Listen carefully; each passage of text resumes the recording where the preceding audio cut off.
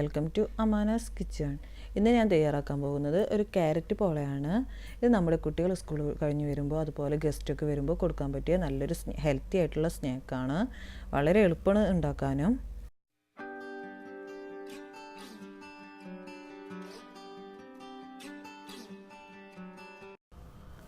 അപ്പോൾ ക്യാരറ്റ് പോള ഉണ്ടാക്കാൻ വേണ്ടിയിട്ട് ഞാൻ 3 മീഡിയം സൈസ് ക്യാരറ്റാണ് എടുത്തിട്ടുള്ളത്.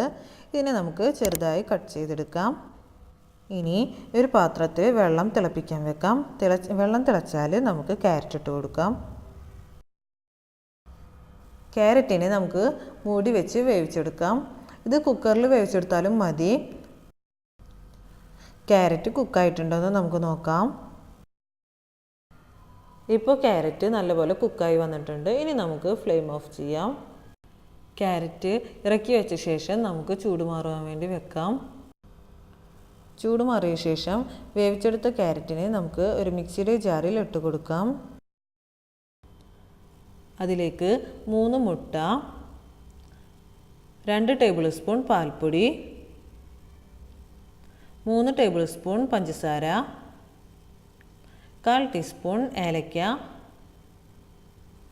ഒരു നുള്ളു ഉപ്പ്, 1/4 ടീസ്പൂൺ വാനില എസൻസ് എന്നിവ ചേർത്ത് നല്ലപോലെ അടിച്ചെടുക്കാം. അടുത്തതായി പാൻ ചൂടായ ശേഷം നമുക്ക് അതിലേക്ക് നെയ്യ് ഇട്ട് കൊടുക്കാം. 2 ടേബിൾ സ്പൂൺ നെയ്യാണ് എടുത്തിട്ടുള്ളത്. നെയ്യ് ചൂടായ ശേഷം നമുക്ക് ആദ്യം നട്ട്സ് വറുത്തെടുക്കാം. അതിനുവേണ്ടി കുറച്ച് കാഷ്യൂ നട്ട് ഇട്ട് കൊടുക്കാം. ഇപ്പോൾ അത് നല്ലപോലെ വറുത്ത് വന്നിട്ടുണ്ട്. ഇനി അടുത്തതായി അതിലേക്ക് കിസ്മിസ് ഇട്ട് കൊടുക്കാം.